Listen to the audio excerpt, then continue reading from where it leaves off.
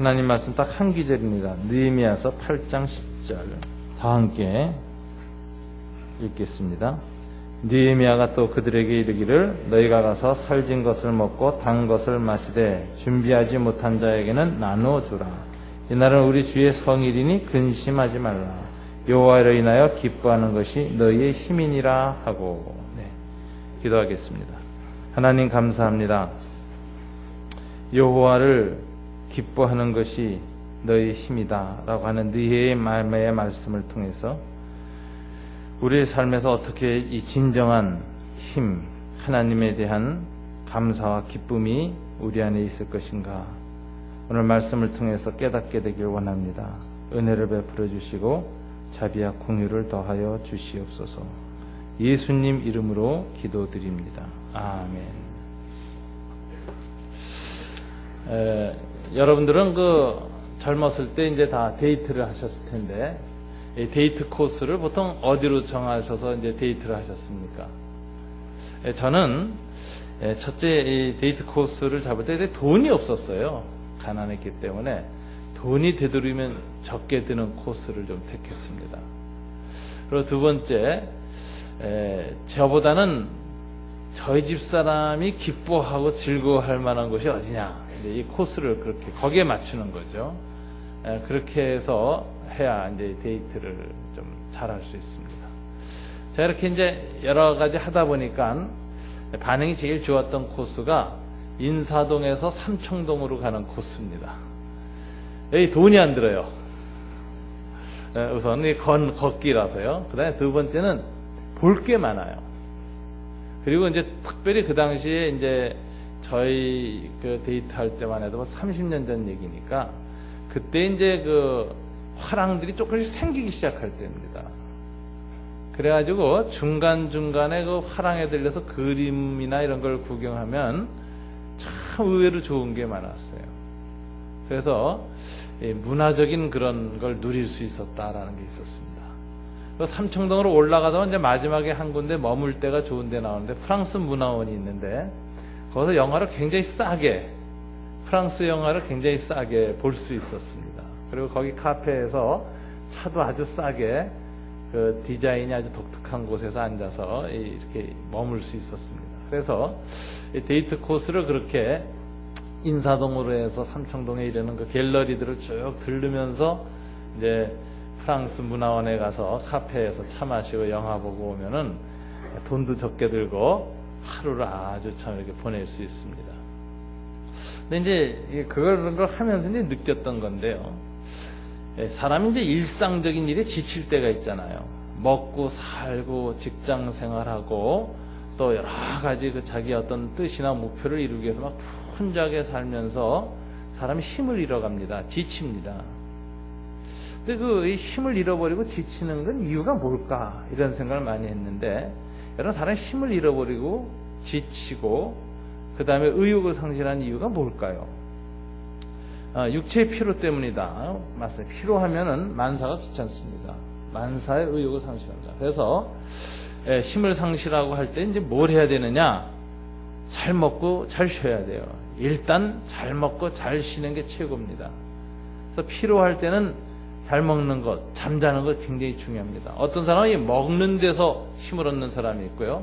먹는 것보단 잠자는 데 더 그 우선순위가 있는 사람이 있습니다. 여러분, 저 보실 때 저는 어느 쪽일 것 같습니까? 먹는 것보다 그러는데 의외로 저는 사실 먹는 것보다 잠자는 게 우선순위입니다. 저는 잠이 더 중요해요. 잠자면 정말 행복해요. 근데 제가 보니까 저하고 비슷한 아주 사람이 하나 있었어요. 인터뷰를 하는데 자기는 먹는 것보다 잠을 잘 때 힘을 얻는다 그러고, 아주 바쁜 일정에 힘들 때는 식사를 안 하고 잠을 자더라고요. 누구냐면 군포의 김연아. 김연아가 저 인터뷰한 거 제가 봤더니 자기는 잠이 우선이라고 딱 그러더라고요. 옆에서 일상을 지켜보는 사람도 그렇고, 이 잠이 굉장히 사람을 쉬게 해주고 힘을 얻게 해줍니다. 그래서 저도 이제 집회가 있을 때는 설교 준비하고 기도를 한 시간을 갖고 난 다음에는 그 앞에는 되도록 잠을 잡니다. 잠을 자고 딱 일어나면은 힘이 팍 솟아요. 단순해지고. 그래가지고서는 그 사람들이 지쳐 있을 때, 뭐 평일 저녁 때 그 모일 때 얼마나 지쳐 있으니까 일상생활하고 정말 직장생활하다가 왔으니까 신경이 복잡하고 지쳐서 와서 졸기 딱 알맞거든요. 근데 저만이라도 쌩쌩해야 돼요. 앞에 있는 사람이 같이 지쳐서 비틀비틀하면은 다 같이 자는 겁니다. 그래서 저만은 쌩쌩해가지고 이 설교를 하고 말씀을 전하고 할 때 사람들이 그 생생함을 누릴 수 있기 때문에 이 생명, 싱싱함, 정말 신선함의 근원이 되고 통로가 될 수 있게 해달라고 기도하면서 잠을 잡니다. 잠도 그러고 자고 나면요, 그 잠을 통해서 하나님이 역사하시는 것 같아요. 사람들이 정말 이 삶에 정말 지치고 힘을 잃어가는 거 피로할 때 그렇습니다. 그래서 이제 피로를 쉬어야 돼요. 그래서 하나님이 안식일을 준 것 같아요. 하루는 일상에 그 먹고 살고 시달리고 목표를 달성하려고 시달렸던 것을 딱 끊는 시간을 주는데, 이게 일주일에 한 번씩 준다는 건 굉장한 축복입니다. 이게 일주일에 한 번씩 이렇게 하나님 앞에 안식일을 갖는다, 모든 걸 놓고 하나님 앞에서 쉰다라는 건 굉장한 그 인생의 축복이다 하는 거, 이게 힘을 얻는 비결 중에 하나인 것 같습니다. 그래서 쉬어야 됩니다. 오늘 느헤미야도 안식일을 맞이해서 먹고 쉬어라 이렇게 하고 나눠줘라, 이날은 주의 성일이니 근심하지 말라 이렇게 하면서 쉬는 것을 강조했습니다. 두 번째, 사람들이 삶의 의미를 상실하고 이제 의욕을 상실하고 힘을 잃어버린 이유 중에 하나는, 저는 그 염려와 근심 때문이다라고 생각해요. 사람들이 먹고 살고 근데 지쳐갈 뿐만 아니라 앞으로 어떻게 먹고 살 것인가, 또 어떻게 우리 아이들을 키울 것인가, 어떻게 일생을 정말 뜻있는 대로 이렇게 펼쳐갈 것인가에 대해서 불안해질 때, 염려가 생길 때 굉장히 에너지가 많이 거기에서 뺏기죠. 그래서 염려와 불안은 신경계통에 주는 그 뭐 악마의 덫이다, 뭐 이런 얘기가 있어요. 뱀파이어에게 물리는 것처럼, 흡혈백에 물리는 것처럼 염려와 불안에 딱 사로잡히면 에너지 낭비가 굉장히 심합니다. 그래서 사람들이 염려와 근심이 많은 사람이 아주 힘있게 일을 못해요. 항상 이 자기 힘의 절반은 거기에 잃어버리고, 그리고서는 겨우겨우 하루하루 유지하느라고 지쳐있고 힘들어하면서 사는 것을 볼 수가 있습니다. 오늘 느헤미야는 힘을 얻기 위해서 근심하지 말라 이런 말을 했어요. 근심을 좀 하나님께 맡길 수 있는 그런 날입니다. 사람이 근심하지 않으려고 애쓴다고 해서 근심이 안 되느냐? 그렇지 않아요. 근데 근심을 극복할 수 있는 유일한 길 중에 하나는 이 근심을 해결해 줄 수 있는 누군가가 있다라는 사실을 알고 그분하고의 거리가 가까워질 때 힘이 납니다. 제가 요즘 그 우리 손자들이 이제 미국에서 왔어요. 치료를 위해서 좀 왔는데, 그 미국에서는 그 의료보험이 요즘 제대로 안 돼 있어가지고 가난한 사람들은 병이 나도 병원을 못 갑니다. 너무 비싸가지고. 한국이 전 세계적으로 의료보험이 굉장히 잘 돼 있어서 오바마가 지금 한국 의료보험 제도를 벤치마킹한다, 뭐 그런 얘기가 나오잖아요. 이렇게 잘 돼 있는 의료보험 시스템이 있는데, 우리 손자 아이들도 이렇게 한국에다 제가 국적신고를 하고 등록을 시켜놨기 때문에 제 밑으로 의료보험이 됩니다. 그래가지고 한국에 데려와서 지금 치료하는 판이에요. 그런데 이제 손자들하고 같이 있으니까 그 참 제가 안 자랐던 부분이 요즘 강화되는데, 할아버지 자아가 생기는 거예요. 이게 머릿속에 있는 거하고 같이 손자가 살면서 생기는 게 다른 거예요. 같이 있으니까 내가 할아버지로구나 이런 생각하는데, 제가 이제 그 손자와의 관계를 강화하는 아주 좋은 이벤트 중에 하나가 이제 같이 목욕탕 가는 겁니다. 미국에서는 그런 그 큰 목욕탕에 갈 기회가 별로 없습니다. 근데 아이들한테 목욕탕이라는 게 목욕탕이 아니라 뭐죠? 수영장 가는 거죠. 그 5살, 6살 이때는 수영장입니다. 매일 목욕탕 가자고 졸라요. 제가 좀 뜸을 들여서 이제 일주일에 한 2번 정도 목욕탕 데리고 가는데, 이 목욕탕을 가면은 너무너무 재미있는 거예요. 나올 줄을 모르는 거예요. 그래서 제가 좀 나오게 하려고 제가 목욕탕에서 먼저 나갑니다. 밖에 나가서 이렇게 이제 테레에 보고 앉아 있으면 이놈들이 안에서 큰 놀다가 이제 제가 없으니까 이제 불안한 거예요. 그러니까 노는 게 불안해지기 시작하면 재미가 없는 겁니다. 놀 힘이 안 나오는 거예요. 그래가지고 어떡하냐, 안에서 이렇게 둘레둘레 찾다가 나와요. 그래서 문을 딱 열고 제가 바깥에서 테레비 보고 있는 걸 딱 보면 다시 힘을 얻어서 들어가서 노는 거예요. 제가 그걸 보면서 우리 손자에게 이 놀 힘의 근원이 누군가, 내가 있다, 밖에 할아버지가 있다, 이게 그렇게 놀 힘을 다시 주는 거예요. 다시 용기, 힘을 내서 놀아요. 제가 그걸 보면서 생각을 했어요. 내가 인생을 삶에 있어서 나의 이 삶의 힘이 뭔가, 불안할 때, 근심이 올 때, 염려가 있을 때 힘을 상실합니다. 그런데 언제 그 힘이 회복되느냐? 내가 의지하고, 내가 힘들고 어렵고 연약할 때 언제든지 도울 수 있고 의뢰할 수 있는 누군가가 있다. 이 저에게 있어서 하나님이 계시다라는 신존재의식인데요. 이게 있다는 게 내가 얼마나 새롭게 삶을 살 수 있는 힘을 주는가. 우리 아이들이 나와서 이렇게 탁 아버지, 할아버지 이렇게 확인하고 들어가는 것처럼 내가 하나님의 임재, 하나님의 존재의식을 자주 누리는 것이 얼마나 내 인생의 힘이 되는가. 여기에 대해서 항상 다시 이제 느끼게 됩니다. 제가 목욕탕에서 하나님을 묵상했어요. 그렇습니다, 주님. 저도 제 인생에서 가끔 지칠 때, 불안해질 때, 염려가 생길 때, 제가 새로운 힘을 얻고 인생을 다시 재가동시킬 수 있는 진정한 힘은 주님께 있습니다. 제가 불안해질 때마다, 염려할 때마다, 힘을 잃어버릴 때마다 주님을 만나고 주님이 계시다는 사실에 대한 강한 확신을 갖는 그 시간이 제 능력의 근원입니다. 그 시간을 더 풍성하게, 힘있게, 넉넉하게 누릴 수 있도록 주신 축복 너무 감사합니다. 제가 제 삶에 있어서 제가 힘들 때 의뢰할 수 있는 하나님이 계시다는 사실이 얼마나 인생의 축복인가. 이걸 누리는 사람과 이걸 누리지 못하는 사람은 얼마나 차이가 있는가. 이 하나님이 없이 세상 강하게 사는 사람이 있습니다. 아주 그 자립형 인간이죠. 신 없이도 얼마든지 강하게 사는 사람이 있어요. 그 사람들 강함에 있어서는 하나님을 믿는 우리보다 더 강한 사람일 수 있습니다. 그런데 그 강함의 대가가 있어요. 뭔지 아세요? 불안이에요. 불안하면서 강해요. 불안할수록 더 강해져요. 겉으로 보면 강한 것 같지만 사실은 그 안에 있는 깊은 존재의 불안, 이런 게 이제 나타나죠. 그렇게 자립해서 살던 사람들은 그 강하지만 건강하지 못한 병든 강함이다. 근데 건강하게 강한 사람은 약한 것 같아요. 또 이렇게 쉽게 이렇게 좀 불안에 잡히기도 쉽습니다. 그러나 놀라운 일은 금방 다시 일어난다는 거예요. 금방 다시 회복된다는 거예요. 고목과 이런 것이 강한 것 같지만 강한 대신에 한번 무너지면 부러지고 다시 회복이 안 됩니다. 연약한 갈대는 무너질 것 같지만 항상 다시 원위치 회복한다는 거죠. 하나님을 믿는 강함이라는 것은 부드럽고 연약한 것 같지만 그 모든 것을 다시 딛고 일어설 수 있는 이 회복의 힘이 있다는 것이 진정한 강함의 근원이고, 하나님 없이 강함이라는 것은 버티기의 강함인 것 같아요.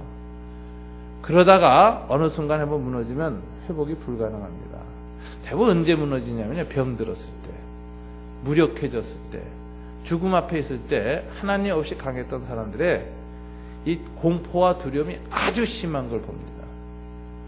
그런데 평상시에 그렇게 약하고 연약했던 사람들도 이상하게 죽음 앞에 가서 섰을 때는 오랫동안 죽음 너머에 계신 하나님, 또 일생 동안 내 삶 가운데 함께 계신 그 하나님이 내 삶을 지금까지 이끌어오시고 붙잡아오시고 손을 잡아주셨던 그분이 내가 외롭고 힘들 때마다 가서 손을 내밀면 붙잡아서 안아주셨던 그분이 여전히 나와 함께 계시고 죽음 너머의 세계에 계실 뿐 아니라 더 가깝게 있게 된다는 사실이 죽음 앞에서 얼마나 큰 평안과 부드러움을 유지하는지 모릅니다. 그래서 진짜 강한 게 뭐냐 생각하면서 여호와를 의지하는 것이 정말 강한 것이다. 하나님을 의지하는 게 정말 강한 것이다 라는 걸 실감을 하게 됩니다.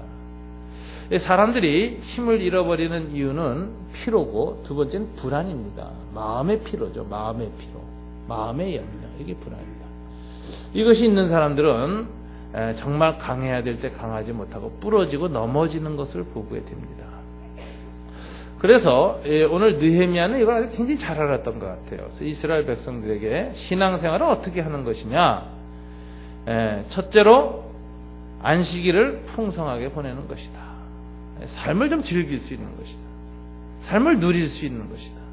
쉼을 누리고 일상의 일에서 벗어나서도 근원적인 것을 생각하고 의미를 발견하고 기쁨을 누리는 것이다. 이게 진정한 쉼이다. 그리고 마음의 염려를 내려놓고 하나님과 함께하는 시간, 이걸 갖는 것이 진정한 쉼의 근원이다 라고 얘기했습니다. 여러분, 주일마다 이렇게 예배드리러 온다 또는 주일을 지킨다는 건 바로 거기에 의미가 있습니다. 여러분, 주일날 여러분들 좀 푹 쉬시고, 토요일 같은 때 참 여러분 여유를 가지시고 좀 푹 쉬시고, 주일날 정말 좀 피로가 풀린 육체 가운데에서 영혼의 피로를 내려놓는 겁니다. 염려와 근심을 내려놓는 겁니다. 특별히 예배 시간만이라도 나와서 하나님 앞에 여러분이 갖고 있는 그 마음의 짐이 있어요. 그 부분을 이제 내려놓는 거죠. 주님, 이 부분을 주님 앞에 맡깁니다. 주님이 좀 도와주시기를 원합니다. 제 힘으로만 다지기에는 너무 피곤합니다. 제 영혼과 마음이 좀 약합니다. 염려도 있습니다. 근심도 있습니다. 무거움이 있습니다. 이걸 주님께 의뢰합니다. 그리고 잠시라도 예배 시간 1시간 봐야 되면 기대다 가세요. 영적으로. 이게 힘을 주는 거거든요.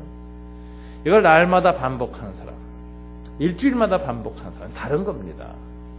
그래서 이걸 일주일마다 반복하고 또 날마다 반복하는 연습, 우리 quiet time, 큐티, 묵상, 이런 게 얼마나 하나님 앞에 기댐인지, 이걸 풍부하게 누리는 것이 얼마나 우리에게 힘이 되는지 모릅니다. 느헤미야가 이거 아주 잘 알았던 것 같습니다. 그래서 오늘 여호와를 즐거워하는 것이 너의 힘이니라, 이렇게 얘기합니다. 여호와를 즐거워한다는 게 뭔가? 하나님을 즐거워한다는 게 뭔가? 이제 뭐 이렇게 하나님을 믿고 의뢰하는 것 외에 더 중요한 건 이제 즐거워하는 것이다, 이렇게 말해요. 즐거워하는 것이다. 여호와를 즐거워한다. 저는 이 여호와를 즐거워한다는 것이 무엇인가를 이렇게 생각했는데요. 첫째는 하나님이 이 세상을 모두 만드셨고 나의 삶의 환경을 만드셨습니다. 그거를 즐거워할 줄 알아야 됩니다. 그걸 누릴 줄 알아야 됩니다.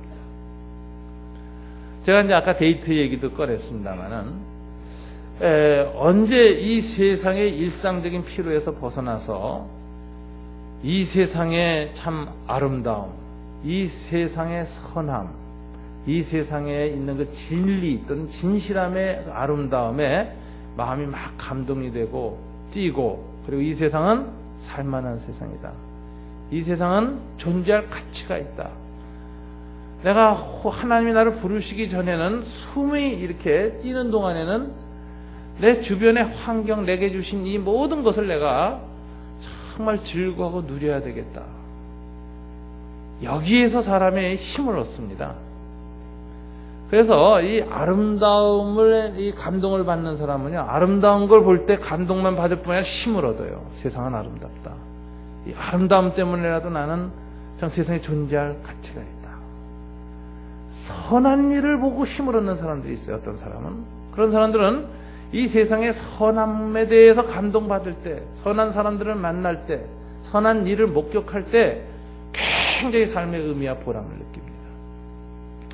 구도자가 있어요. 진리를 추구하는 사람. 이런 사람들은 이 세상에서 창조세계의 진리나 어떤 책이나 이런 걸 통해서 정말 영원한 가치, 이런 걸 발견하고 새로 깨달을 때 막 가슴이 뛰고 힘이 나고 감동받고 세상의 존재의 의미와 가치를 느낍니다. 사람들이 왜 자살하는가? 많은 사람들이 돈이 없어서 자살한다, 이런 생각을 해요. 또 뭐 건강이 병 들어서 자살한다, 이렇게 하는데, 여러분, 자살의 마지막 징후는 돈이 없음이나 건강 상실이 아닙니다. 대부분 마지막이 무의미예요. 삶에 존재하는 게 무의미성에 시달릴 때, 산다는 게 너무 허망하고 살아간다는 게 너무 의미가 없다고 느꼈을 때 자살합니다. 참 아까운 사람 저는 항상 가끔 생각합니다만은 국내 유수 재벌의 딸이 유산이 한 300억, 상속재산 300대인데 자살을 했습니다. 뉴욕에서 자살을 했어요. 그 사람이 자살한 이유는 잘 모르겠습니다. 아마 사랑 문제였던 것 같아요. 사람이 뭐에서 불행을 느끼느냐 이거죠. 돈이 있으면 나는 불행하지 않을 것이다. 여러분 그렇지 않습니다. 돈이 있어도 불행할 수 있습니다. 자살할 수 있습니다. 건강해도 자살할 수 있습니다. 자살하는 많은 사람들 중에 신병비관의 자살보다는 건강한데도 자살하는 사람이 절대 다수입니다. 왜 사람들이 이 자살할까? 자살의 마지막 문제는 딱 합니다. 돈도 건강도 인간관계도 이 세상도 다 나하고 무의미하다. 의미가 없다고 이렇게. 아마 제가 말했던 아마 그분은 사랑의 단절, 사랑하는 사람과 살 수 없고 사랑할 수 없다는 현실이 삶의 깊은 무의미성을 갖고 왔죠. 그래서 아마 자살했을 겁니다. 사람은 삶의 의미와 가치를 발견할 때 정말 힘을 얻습니다. 존재의 의미, 존재의 가치, 이거 회복하는 겁니다. 그래서 여러분, 여호와를 즐거워한다는 것은 뭐냐면은 내가 존재하고 있는 세상의 아름다움을 보는 겁니다. 세상의 가치를 보는 겁니다. 세상의 선함을 보는 겁니다. 세상의 어두운 부분, 부정적인 부분, 썩어가는 부분만 잔뜩 들여다보고 있으면 죽고 싶습니다. 세상이 무의미합니다. 존재하는 것이 무의미합니다.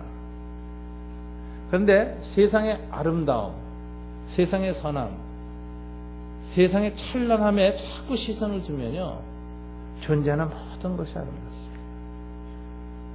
바람이 불 때 흔들리는 나뭇잎 하나가 너무너무 아름다워서 세상은 저것 하나만으로도 존재할 가치가 있다고 의미를 느끼게 됩니다. 그때 이 존재의 감동이 오면서 살아갈 힘을 얻는 거죠. 굉장히 중요한 원리인 것 같아요. 그래서 여호와를 즐거워하라. 첫 번째 어떻게 즐거워할 것이냐. 저는 제게 주신 환경, 제게 주신 세계, 이것을 즐거워해야 된다. 많은 사람들이 여호와를 즐거워하는데 주님이 주신 환경과 이것을 즐거워하는 것을 잃어버린 이유는 뭐냐면은 좀 너무 바빠서 그런 것 같아요. 이 체코의 철학자가 한 사람인데 밀란 쿤테라라는 사람이 있습니다. 이 사람이 한 말이 있어요. 속도는 기술 혁명이 인간에게 선물한 엑스타시다. 속도는. 여러분, 속도가 빠르다는 것은 기술 혁명이 오늘날 테크놀로지가 인간한테 선물한 일종의 마약입니다. 엑스타시입니다. 이 속도의 마약에 자꾸 빠지기 시작하면 점점 더 빨라져야만 재미가 있다고 생각해요. 여러분, 인터넷 속도가 느린 거 못 참죠? 점점 빠른 걸로 바꾸자면 못 견디죠. 근데 맨 처음에 어땠습니까? 그 느린 인터넷에도 굉장히 행복했어요. 근데 요즘은 옛날 구형 PC 갖고는 절대로 행복하지 않습니다. 그래서 돈 들여서 계속 바꿔요. 아마 끝이 없을 겁니다. 끝이 없을 겁니다. 그런데 이 쿤테라가 한 말이 느림이라는 책에서 이런 얘기를 했습니다. 느림이란 뭐냐? 속도를 줄이는 아트, 예술이다. 그리고 변하지 않는 본질에 집중하는 철학이다. 그랬습니다. 하나님이 속도가 빠르고 변화를 계속 요구하는 일주일의 삶 중에서 그 모든 걸 끊고 쉬라, 안식일날 쉰다는 건 뭘 하라는 것이냐? 느림에 대한 초청입니다. 그래서 우리가 지금 이 정말 본능적으로 먹고 살고 경쟁하고 이기기 위해서 생존하기 위해서만 몸부림쳐온 우리의 삶의 어떤 속도를 감속할 수 있는 힘을 갖는 겁니다. 그리고 내 삶의 진정한 의미가 뭐냐, 진정한 가치가 뭐냐, 삶의 진정한 아름다움이 뭐냐에 대해서 한번 집중하는 이 철학적 태도가 느림입니다. 피에르 쌍소, 폴 발레리 대학의 철학 교수죠, 프랑스. 이분이 쓴 느림의 의미라는 책에서 느리게 산다는 것의 의미란 뭐냐? 정도는 몇 가지 있어요. 느림이란 시간을 급하게 다루지 않는 것이다. 시간의 채촉에 떠밀려가지 않겠다는 결심이다. 삶의 길을 가는 동안에 나 자신을 잊어버리지 않으려는 능력을 갖는 것이다. 그리고 내가 누리지 못했던 세상을 내 존재 깊숙이 받아들일 수 있는 능력을 키우겠다는 의지와 결심이다. 이렇게 얘기를 했어요. 여러분, 정말 쥐가 채 밖에서 돌듯이 여러분의 일상적인 삶에만 참 몰두해서 그 속도만 늘리기로 하면서 산다면 여러분 절대 행복할 수 없습니다. 그래서 어느덧 여러분 불행해질 것이고, 특별히 삶의 무의미성 때문에 여러분은 힘을 상실하게 될 것입니다. 하나님은 그것을 막기 위해서 우리한테 안식이라는 계명을 줬습니다. 일주일에 한 번은 하나님 앞에서 속도를 중지해라. 속도를 중지. 네 본능에 따라서 속도를 늘리지 말고 하나님의 은혜에 의해서 좀 감속을 해라. 그리고 내가 지금 바쁘게 살아온 6일간의 삶에서 진정으로 추구하는 것이 무엇인가를 볼 수 있는 힘을 키우라. 속도 때문에 우리 자신을 잊어버립니다. 세상도 잊어버립니다. 그것을 다시 회복할 수 있는 능력을 키우는 것, 이게 진정한 삶의 힘이다라는 걸 여러분 아셔야 돼요. 여러분, 어슬렁거릴 때 아름다움이 들어옵니다. 급한 사람한테는 주변의 아름다움이 눈에 들어오지 않습니다.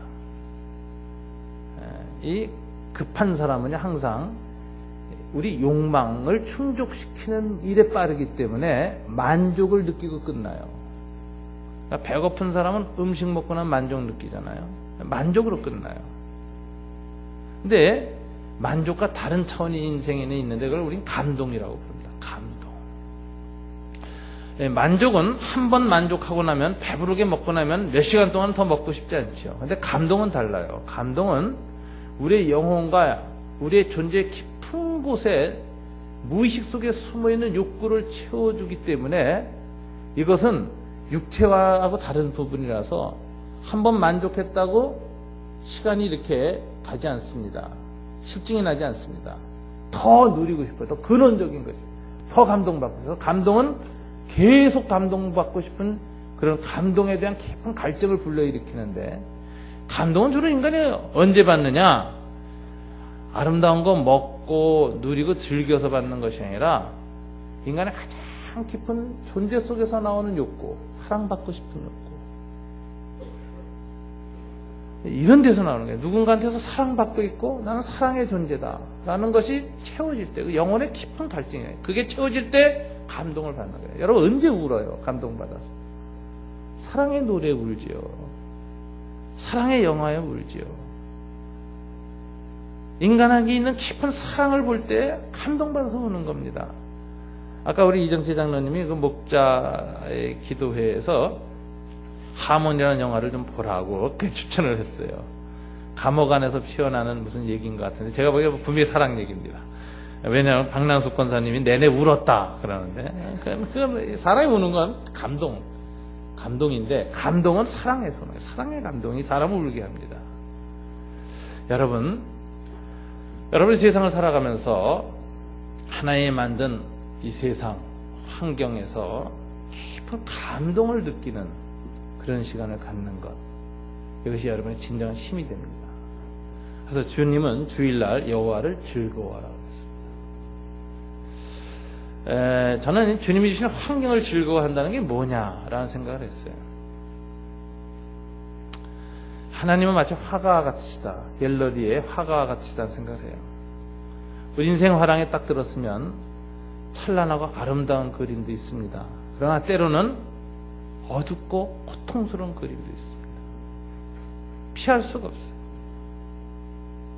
근데 그 고통을 보면서 그것도 안 보려고만 이렇게 하는 것은 인생을 피상적으로 사는 거죠.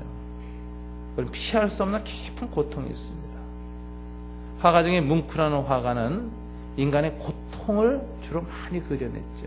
그 사람의 그림을 보면 이 절규, 인간의 내면에서 부르짖는 그 절망적인 절규를 보게 됩니다. 근데 여러분, 여호와를 즐길 때는 어떻게 하느냐면 그런 부분조차도 하나님이 내게 주신 것이다 라고 받아들여야 돼요. 그걸 받아들여야 돼요. 그리고 깊이 음미해야 돼요. 그래서 여러분, 고통을 즐기는 제일 좋은 방법이 뭔지 아세요? 고통 앞에서 같이 우는 겁니다. 같이 울 때 고통의 의미, 고통의 가치, 고통의 아름다움이 안에서 피어납니다. 그래서 하나님을 즐거워한다는 건 뭐냐? 고난조차도 받아들여서 깊이 체화와 같이 우는 거예요. 울음이 치유라는 거 아세요?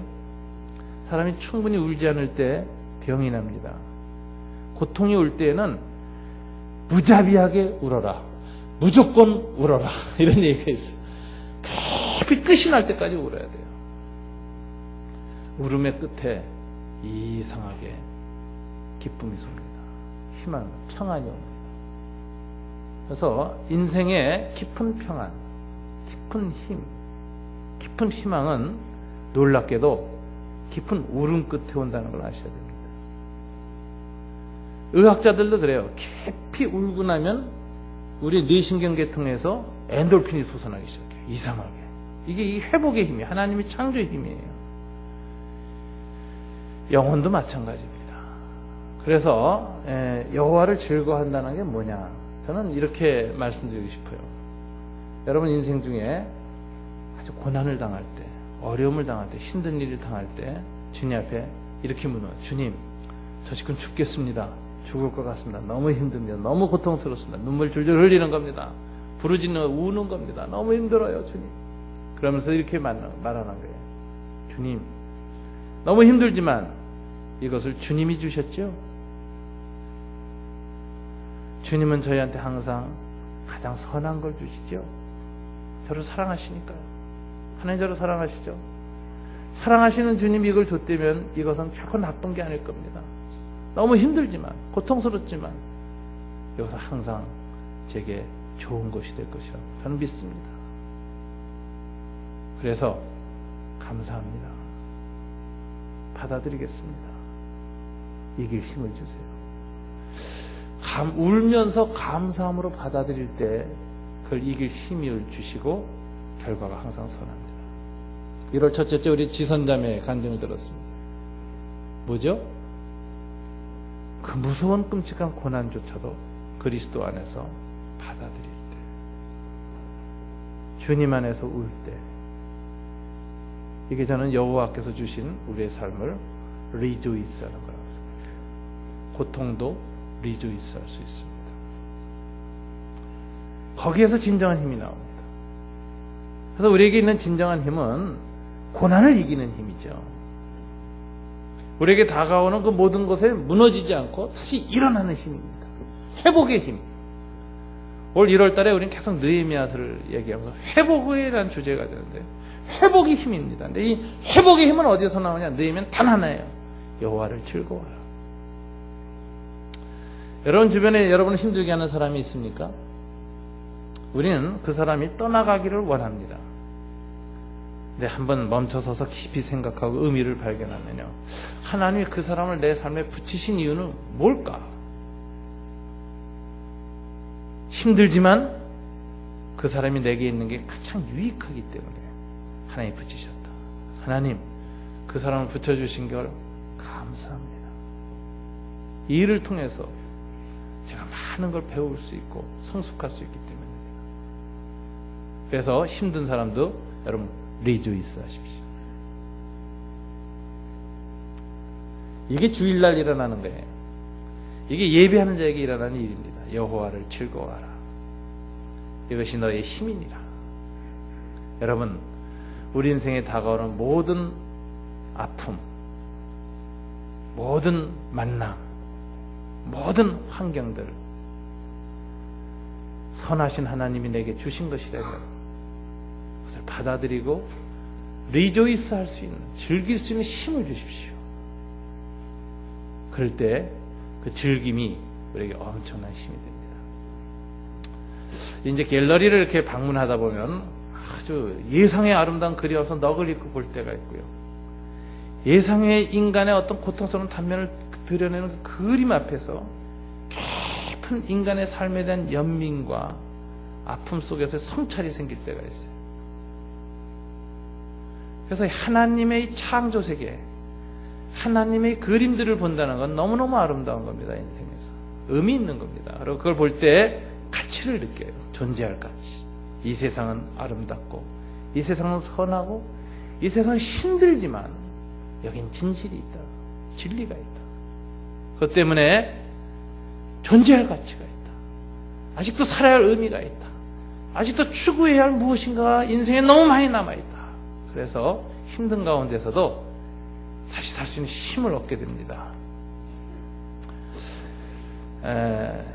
가장 좀 좋을 때가 있어요.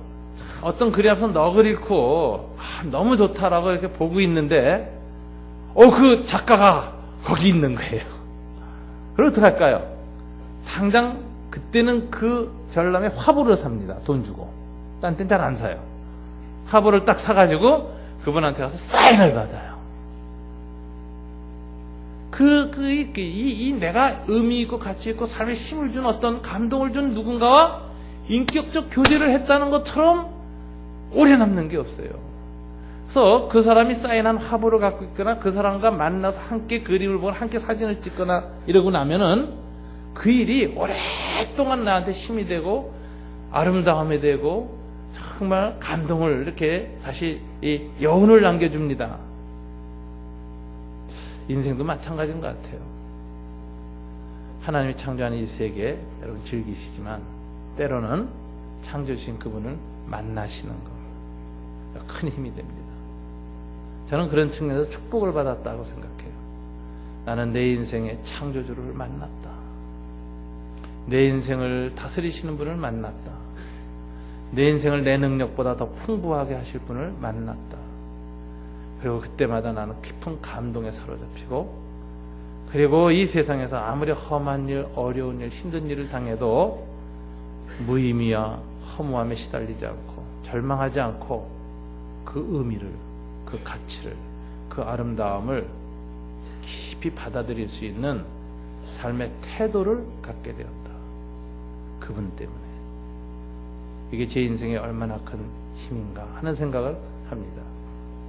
목욕탕에 앉아서 가끔 얼굴 내미고 할아버지 거기 있어? 그리고 다시 들어가는 손자의 모습을 보면서 나도 인생을 이렇게 살아야지. 하나님 이 자리에 함께 계시지요? 제가 벌거벗고 있는 이 자리에 주님 나와 함께 계시죠. 그것 때문에 다시 세상을 살 수 있는 용기를 얻는 것, 이게 전 신앙의 힘이라고 생각합니다. 오늘 이 자리에 오신 분들 중에 아직도 신의 존재나 하나님에 대해서 마음이 닫힌 분들이 계시다면 그분들 강한 분들입니다. 그러나 그 강함 속에는 존재의 깊은 불안과 허무가 있다는 것도 발견하시게 될 겁니다. 어느 날 내 힘으로 버텼던 그것이 한계를 드러낼 때 어떻게 하시겠습니까? 쓰러지는 것보다는 다시 일어나는 것이 진정한 힘이라는 것, 회복이 힘이라는 것, 극복이 힘이라는 것, 넘어서는 것이 힘이라는 것, 다시 진정한 힘은 거기에 있다는 걸 깨달아요. 늘 이기는 것이 아니라 넘어졌는데 또 일어나는데 진정한 힘이 있다는 걸 우리가 느끼고 그 힘을 주시는 그 하나님을 만나시고 누리시기를 주님 이름으로 축원합니다. 기도하겠습니다. 이날은 우리의 주의 성일이니 근심하지 말라. 여호와로 인하여 기뻐하는 것이 너희의 힘이니라. 하나님, 너무 바쁘게 살고 너무 육체의 만족과 인생의 필요만을 위해서 살다가 피로해졌습니다. 또 내일은 이것을 계속 누릴 수 있을까 두려워하며 근심하고 있습니다. 그러면서 우리는 힘을 상실했습니다. 무력해지는 것을 느낍니다. 다시 회복될 수 없다고도 느낍니다. 삶의 무의미성에 시달립니다. 허무감 때문에 마음이 무너집니다. 주님, 이것을 극복할 수 있는 길을 이 아침에 깨닫게 해주셔서 감사합니다. 느헤미야가 여호와로 인하여 기뻐하는 것이 너희의 힘이니라라고 했습니다. 인생의 진정한 힘은 하나님이 허락하신 우리의 환경을 다른 시선으로 보는 것입니다. 부정적이고 비관적으로 보는 것이 아니라 그 안에 있는 아름다움과 그 안에 있는 작은 선함들과 그 안에 있는 진실들을 발견하는 것입니다. 그로 말미암아 무너진 세상 속에서도 여호와의 선하심과 아름다우심과 진실하심 때문에 기뻐할 수 있도록 저희를 축복해 주시옵소서. 여러 가지 힘들고 어려운 환경조차도 하나님께서 허락하셨다면 의미가 있다, 가치가 있는 것이다, 결과는 좋은 것일 것이라고 믿음으로 받아들이고 아픔 속에서도 감사하고 아픔 속에서도 그 의미를 발견하여 다시 힘을 얻도록 도와주시기를 원합니다. 세상을 다시 살아갈 수 있는 힘, 용기를 이 아침에 허락하여 주시옵소서. 여호와를 인하여 기뻐하는 우리 그리스도인들이 될 수 있도록 축복하시고, 또 아직 이 힘을 누리지 못한 많은 분들이 계시면 이 하나님 앞에 나와서 하나님의 주시는 이 기쁨, 이 즐거움, 이 힘을 누릴 수 있는 축복도 허락하여 주시옵소서. 잠시 한 3분간 묵상하겠습니다. 침묵으로. 여러분 가운데 이 힘을 알면서도 충분히 못 누리시는 분들은 누릴 수 있도록 해달라고 그리스도인들은 기도하시고요.